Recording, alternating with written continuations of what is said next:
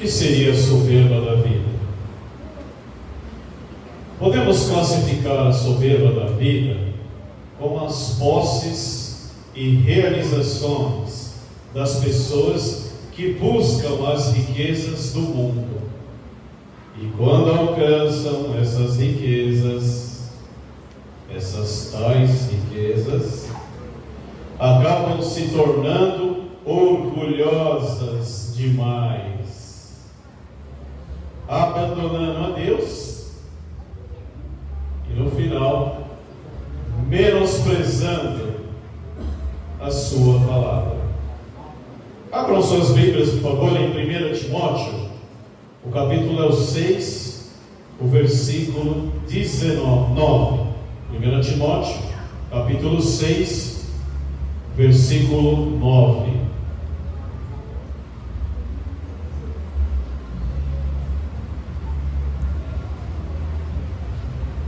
Vamos ver o conselho do apóstolo Paulo para os soberbos. Mas aqueles que querem ficar ricos caem em tentação e na cilada de desejos tolos e prejudiciais que os arrastam para a ruína e para a destruição. Agora o 10. Porque o amor ao dinheiro é a raiz de toda espécie de males. E nessa cobiça, alguns se desviaram da fé e se transpassaram a si mesmo com muitas dores. É isso que acontece? Eu acho que é o mais difícil nessa terra é você ver um artista, uma pessoa de fama, chegando na televisão e falar: eu sirvo a Deus, eu frequento uma igreja. E somente quando a pessoa está no auge, ganhando muito dinheiro, a pessoa se torna soberba, a soberba da vida. Eu vou citar um exemplo para os irmãos. Eu só não vou citar nome aqui, mas eu garanto para vocês que vocês já vão saber de quem eu estou falando.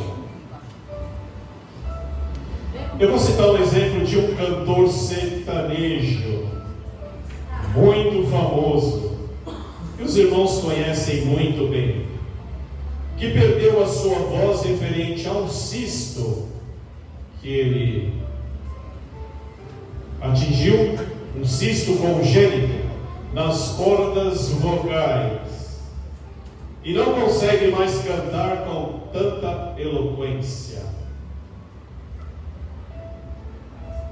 Os irmãos já sabem, né?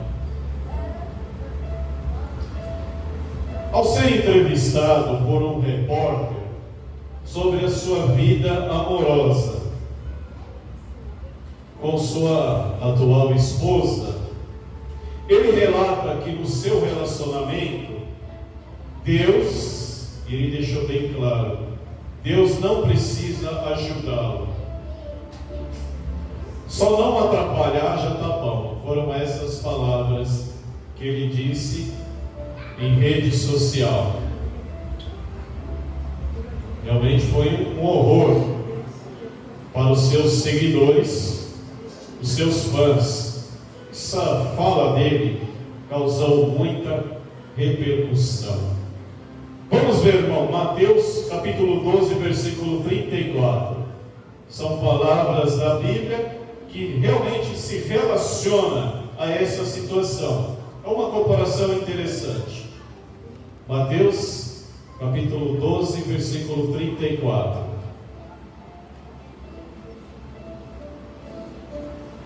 Mateus 12, 34 passa a dizer: raça de víboras, como podeis vós dizer boas coisas, sendo maus?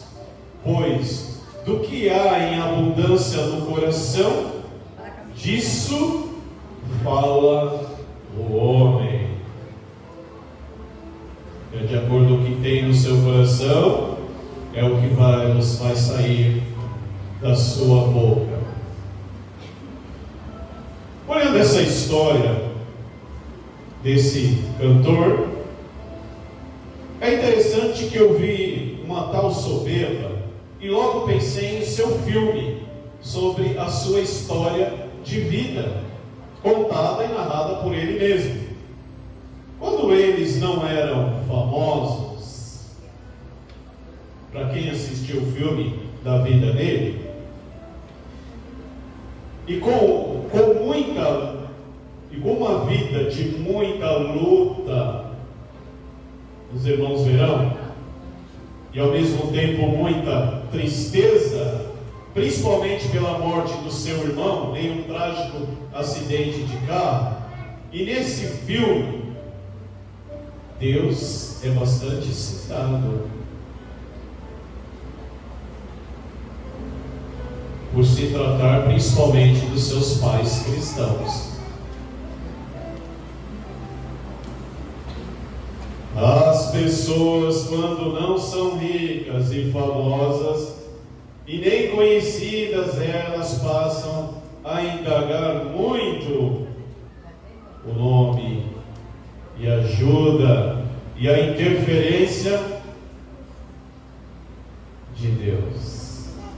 Mas, infelizmente, quando consegue os seus objetivos de alcançar uma vida próspera, aí passam a se tornar orgulhosos e não querem mais a ajuda de Deus. Por que eu estou citando esse exemplo? Será que pode acontecer isso na nossa vida, meus irmãos? Será que pode? Pode. Pode sim.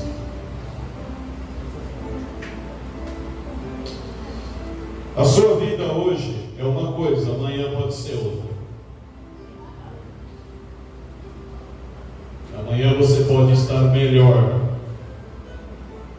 com bens, riquezas, uma vida próspera. E se você não tomar cuidado, você não terá mais tempo. Só não terá mais tempo para a vida espiritual e a sua vida com Deus. Temos que tomar muito cuidado. Eu citei exemplos de artistas que eles são indagados e enlaçados pelos seus próprios desejos, onde a busca pelas riquezas é muito grande. E quando eles alcançam, até antes de não alcançarem, vocês veem eles falando muito sobre Deus. Deus vai me ajudar, Deus vai me abençoar, Deus precisa me ajudar. Já diz aquele velho ditado, né? Quer conhecer uma pessoa, dê poder para ele. Aí você vai conhecer quem ele é realmente. Isso acontece em todo canto, todo lugar, trabalho, família, etc, etc. Os desejos, a soberba é terrível. E sabemos que o primeiro que desenvolveu a soberba, que quis uma adoração para ele que não a pertencia, foi quem, meus irmãos? Quem que quis a adoração que não pertencia para ele, que desenvolveu a soberba? Ele era um dos anjos mais belos da criação de Deus.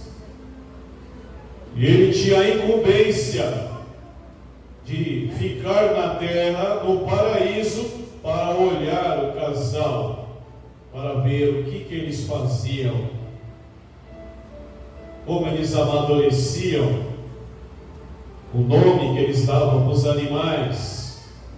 Ele tinha permissão de ficar lá. Senão o nosso Criador não deixaria. Percebe-se? Deus já fala: o que você está fazendo lá embaixo? Mas o nosso Deus colocou ele.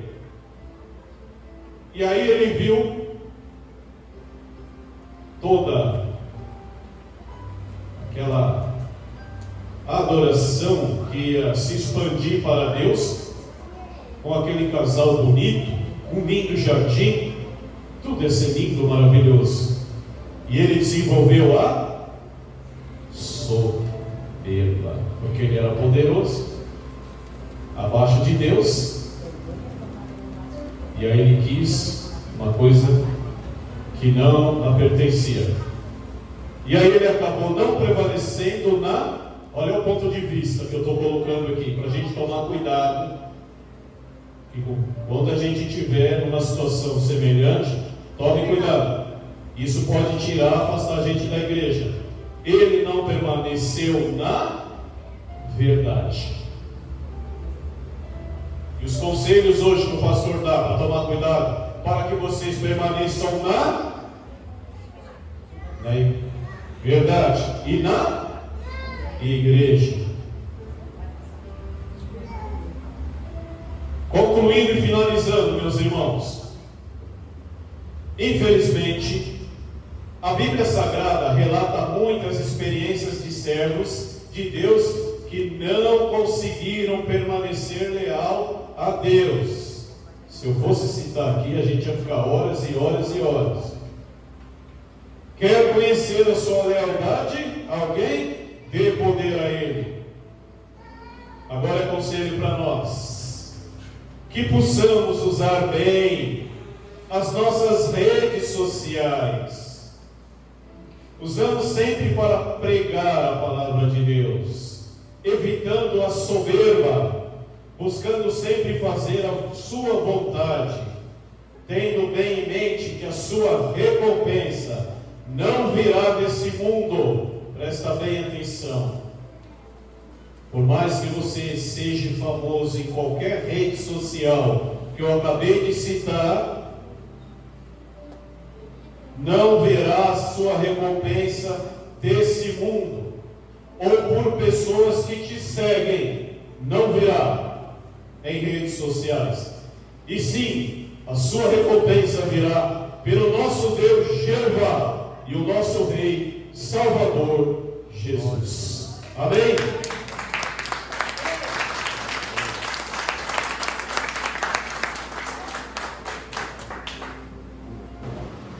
Vamos orar, meus irmãos, agradecer ao nosso Deus.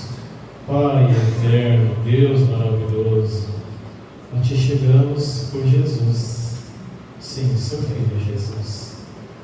Com muita gratidão, somos gratos. A nossa reunião percebemos de todo o coração, Pai, cada vez mais está aumentando o amor, o conhecimento, a Sua palavra, percebemos, e cada vez mais cresce dentro dos nossos corações.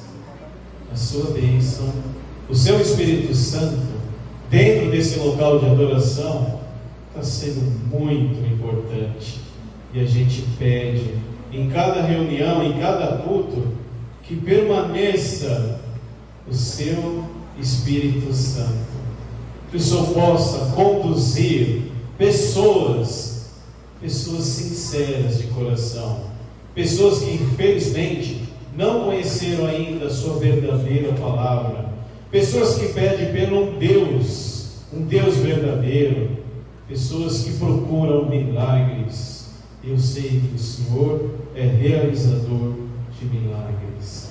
Por favor, conduza essas pessoas que estão acorrentadas em elos religiosos, em sistemas religiosos, por líderes religiosos, que só têm por objetivo aproveitar do rebanho. Conduza essas pessoas para cá, Pai, para que elas possam aprender verdadeiramente a Sua palavra.